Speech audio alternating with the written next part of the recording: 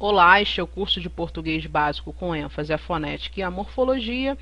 Esta é a segunda parte da aula de número 1 e eu falarei sobre a divisão silábica. Porém, vale lembrar que nós não podemos falar das regras de divisão silábica sem antes entender o que é a sílaba e como fazer a classificação das sílabas em língua portuguesa. Então, a sílaba nada mais é do que o agrupamento, o conjunto de fonemas pronunciados em uma única emissão de ar.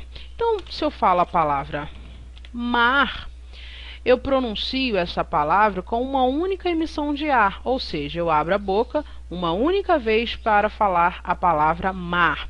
A palavra flor acontece da mesma forma, eu abro a boca uma única vez para pronunciar a palavra flor.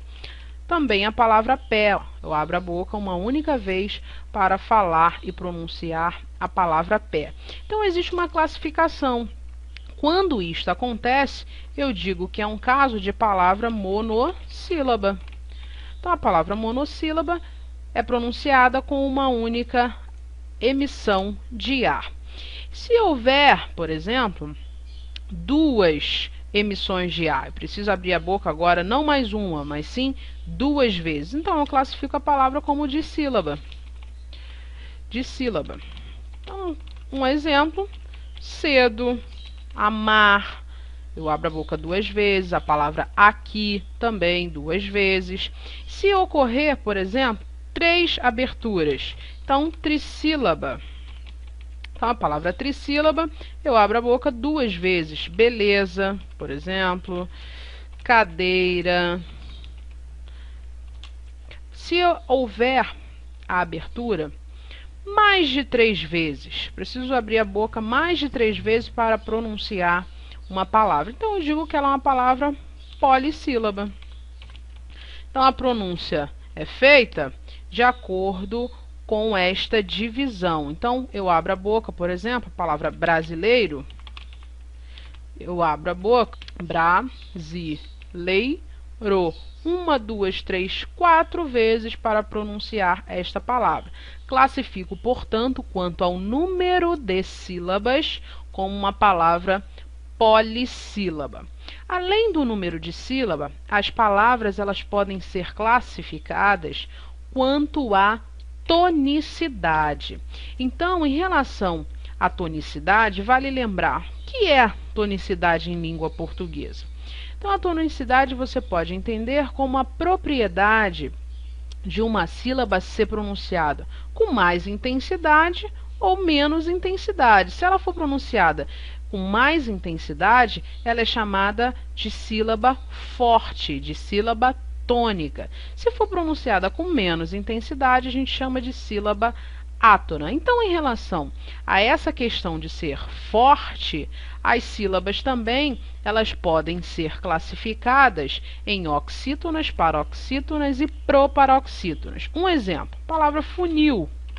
Olha, repare que ao pronunciar a palavra funil, nós damos muito mais ênfase a esta sílaba, funil. O nil é muito mais forte que o U. Eu não falo funil, eu falo funil.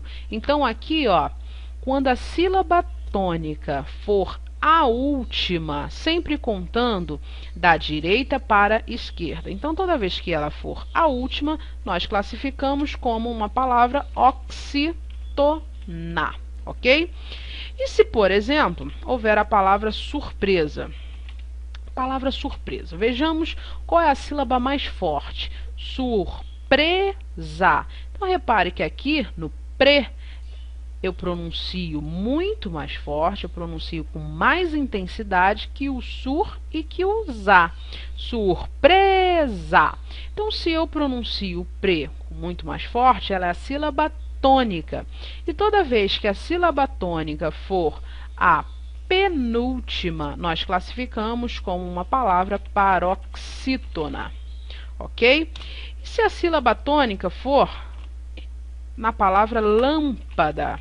Olha, a palavra lâmpada, a pronúncia mais forte está aqui, ó, lâmpada. lâmpada, lâmpada. Então, a sílaba tônica recai na antepenúltima. Se ela recair na antepenúltima, nós chamamos de palavra proparoxítona.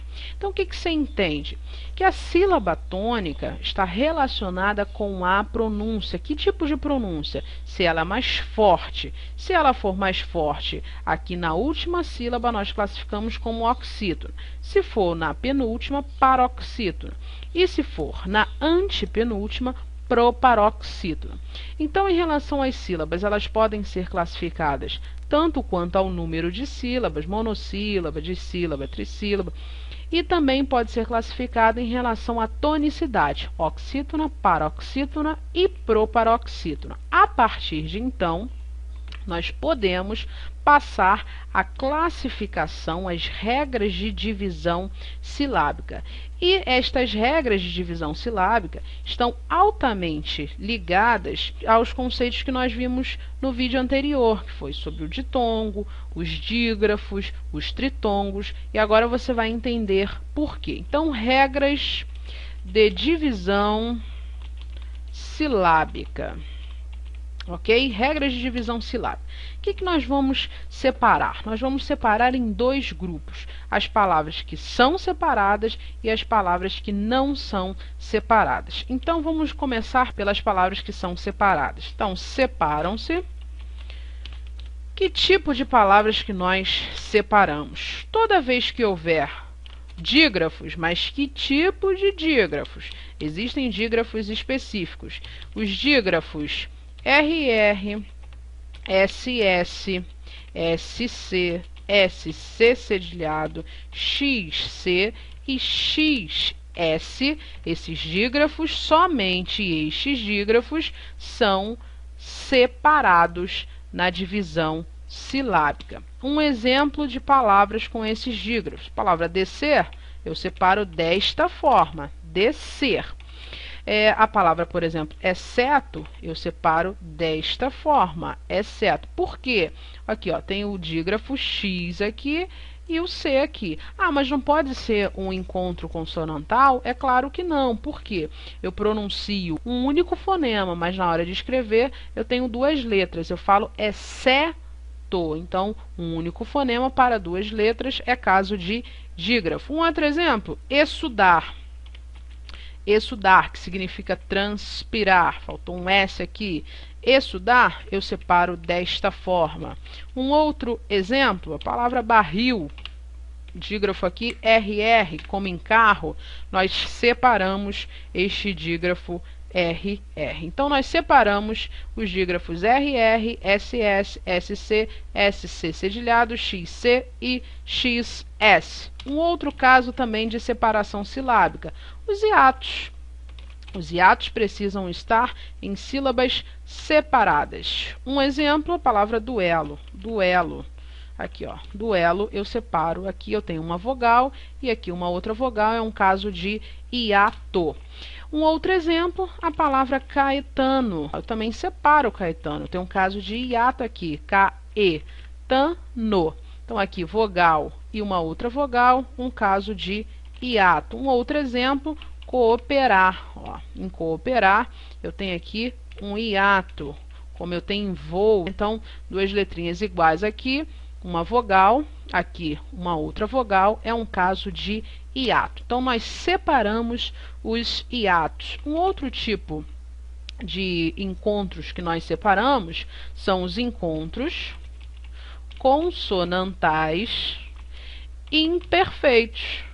Nós já vimos isso, que os encontros consonantais imperfeitos são aqueles que são separados, que podem se separar na hora da divisão silábica. Então, a palavra ritmo, como é que eu faço a separação? Esse T aqui, que é uma consoante muda, vai ficar na sílaba anterior. É o encontro consonantal imperfeito em sílabas separadas. Palavra abdicar. Acontece da mesma forma aqui, ó.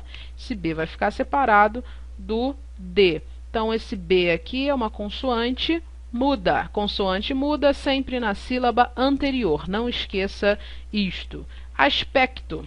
Palavra aspecto. Eu separo aqui, ó, As, aqui ó, já separei aqui, e também separo aqui, aspecto. Repare que esse C é uma consoante muda e esse S também é uma consoante muda. Então, consoante muda sempre na sílaba anterior. Então, recapitulando, o que eu separo?